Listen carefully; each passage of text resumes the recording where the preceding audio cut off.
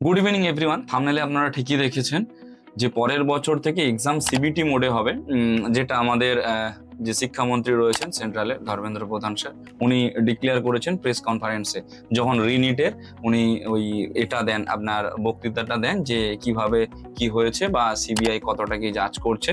সেইটার সময় উনি ওখানে বলেছিলেন যে নেক্সট ইয়ার থেকে ওএমআরটা উঠে যাবে, তার পরিবর্তে সিবিটি ফরম্যাট হবে।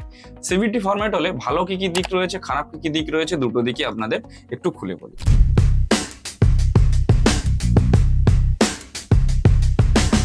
সবার প্রথমে বলি ভালো দিক কি কি রয়েছে। দেখুন, ওএমআর এর যে বিষয়টা রয়েছে, ওএমআর এর বিষয়টা থাকছে না। এর ফলে পেপার লিকের সম্ভাবনা একদম 0% বলতে গেলে, মানে সেই 0.001 বা জিরোই ধরুন, 0% পুরো পেপার লিকের সম্ভাবনা। অর্থাৎ এক্সাম যেটা হবে একদম পুরো ট্রু এবং ফেয়ার বেসিসেই এক্সাম হবে। এখানে কোনো ঝামেলারও বিষয় নেই বা কোনো চিটিংবাজি বা ফ্রডেরও কোনো বিষয় নেই, যেহেতু সিস্টেমের মধ্যে সমস্ত কোশ্চেন অলরেডি আপগ্রেড থাকবে সফটওয়্যারের বেসিসে, যে সফটওয়্যারটা এনটি এর কাছেই একমাত্র অ্যাক্সেস থাকবে, আর কারোর কাছেই থাকছে না। এবারে বলি যে খারাপ কি কি দিক রয়েছে। এটা তো গেল ভালো দিক। খারাপ কি কি দিক রয়েছে, দেখুন খারাপ দিক যেটা রয়েছে কি, কাট অফটা আপনার আর এই স্কোর আর র্যাঙ্কের বেসিসে আসবে না। কাট অফটা আসবে কিসের বেসিসে? পার্সেন্টাইলের বেসিসে। কারণ 22.5 লক্ষ পরীক্ষার্থী যদি এভারেজ পরীক্ষা দেয়, একদিনে পরীক্ষা দিতে পারবে না, অর্থাৎ একবারে পরীক্ষা দিতে পারবে না। পরীক্ষা দিতে গেলে মিনিমাম একটা শিফট বা দুটো, মানে মিনিমাম দুটো শিফট বা তিনটে শিফটের মধ্যে দিতে হবে। এই যে দুটো বা তিনটে শিফটের মধ্যে পরীক্ষা দিচ্ছে, কোনো শিফটে হয়তো কোশ্চেন ইজি টু মডারেট এসেছে, কোনো শিফটে হয়তো কোশ্চেন মডারেট টু হাই এসেছে, বা কোনো শিফটে হয়তো কোশ্চেন শুধু মডারেট এসেছে। তো তিনটা শিফটের পরীক্ষা তিন রকম। আপনি ধরুন 600 নাম্বারের কোশ্চেন করে এসেছেন বা 550 নাম্বারের হচ্ছে যে কোশ্চেন করে এসেছেন, আপনি 550 নাম্বার নাও পেতে পারেন। তার কারণটা কি দেখুন, হয়তো আপনার শিফটে কোশ্চেন খুব ইজি ছিল, তো অন্য শিফটে কোশ্চেন ধরুন খুবই হার্ড এসেছে। তখন আপনাদের দুজনের ওই কোশ্চেন আর হচ্ছে যেটা আপনারা করে এসেছেন সেই ওই উত্তরটাকে বা ওই নাম্বারটাকে ম্যাচ করিয়ে সামেশন দিয়ে একটা সূত্র হয় পার্সেন্টাইলের, সেই পার্সেন্টাইল ফরম্যাটে আপনার কিন্তু ওই র্যাঙ্কটা আসবে।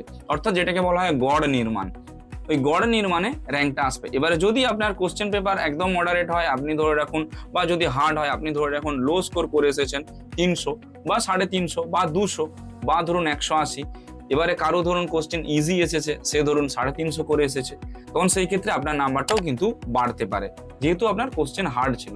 তো এই যে মানে ব্যবস্থাটা হয়েছে, এই ব্যবস্থাটাতে আপনি আপনার অরিজিনাল মেরিটের ভ্যালু কতটা পাবেন আমি জানি না, বা আমাদের জানা নেই, কিন্তু স্কোরের ক্ষেত্রে আপনার ক্যালকুলেট করতে, অর্থাৎ পার্সেন্টাইল থেকে র্যাঙ্ক প্রেডিক্ট করতে প্রচুর চাপ হবে। যতক্ষণ না আপনার অ্যান্সার কি বেরোচ্ছে, ততক্ষণ আপনি জানতেও পারবেন না আপনি কটা ঠিক করেছেন বা কটা ভুল করেছেন। এটা তো গেল প্রথম। দ্বিতীয় কথা হচ্ছে যে কি, আপনি আপনার স্কোর অনুযায়ী, মানে যেটা ঠিক করেছেন সেটা অনুযায়ী যে র্যাঙ্কটা প্রেডিক্ট করবেন সেটাও করতে পারবেন না, কারণ আপনার কোশ্চেন পেপার কিরকম হয়েছে বাকি দুটো শিফটের পেপারের উপরে নির্ভর করে পার্সেন্টাইলটা করে তারপরে কিন্তু র্যাঙ্কটা প্রেডিক্ট করতে হবে। তার আগে কিন্তু র্যাঙ্ক প্রেডিক্ট কোনো রকম ভাবে সম্ভব নয়। তাই আপনাদের প্রত্যেককেই বলবো, যারা এই বছর প্রিপারেশন নিচ্ছেন, যারা চাইছেন যে এই বছরই হচ্ছে যে কোনো রকম করে ভর্তি করিয়ে দেবো, তারা অবশ্যই ভর্তি করিয়ে দিন। অন্তত নিটের বিষয়ে ড্রপ না দেওয়াটাই সব থেকে বেটার হবে। যদি আপনি শিওর থাকেন যে আমার স্কোর মোটামুটি আমি একটা বছর ড্রপ নিলে 600 থেকে 620 উপরে স্কোর তুলতে পারবো, তবেই আপনি এগান। কারণ 600 থেকে 620 উপরে যদি স্কোর আপনি তুলতে পারেন, আপনার পেপার ইজি আসুক বা আপনার যেই শিফটে দেবে সেই শিফটে যদি ইজি পেপারও আসে, তবুও আপনি নর্মালাইজেশন করলেও আপনি গভর্নমেন্ট কলেজ পেয়ে যাবেন নেক্সট ইয়ারেও। যদি আপনার পেপার হার্ড আসে, তাহলে তো আপনি ইমস পাচ্ছেন, এটা ধরেই রাখুন। আর যদি আপনার কনফিডেন্ট না থাকে যে না আমার 600 বা 620 হবে না পরের বছর, তাহলে ড্রপ দেওয়ার কোনো মানে হয় না। এই বছর পারলে এই বছরই ভর্তি হয়ে যান। সে আমাদেরকে ধরেও ভরতে পারেন বা যে কোনো কাউন্সিলরকে ধরেও হয়ে নিন। মেডিকেলে আপনার 30 লাখ 35 লাখ থেকেও কলেজ রয়েছে, 1 কোটি 1.5 কোটি টাকারও কলেজ রয়েছে। ডিপেন্ড করছে আপনার চয়েস এবং আপনার টেস্টের উপরে, আপনি কিরকম কলেজ পছন্দ করছেন বা কিরকম পেশেন্ট ফ্লো চাইছেন বা কিরকম কাউন্সিলরের হাত ধরে আপনি এগোচ্ছেন অ্যাডমিশনের দিক থেকে। তো আমরা এই পুরোপুরি কাজটা আপনার দায়িত্ব সহকারে করে দিতে পারবো। যদি আপনারা যদি আমাদের সঙ্গে জুড়তে চান, স্ক্রিনে আমাদের নাম্বার ফ্ল্যাশ হচ্ছে, সেখানে আমাদের সঙ্গে যোগাযোগ করে জুড়তে পারেন। আমরা রয়েছি অ্যাডমিশন সংক্রান্ত সমস্ত বিষয় আপনাদের হেল্প করার জন্য। Thank you.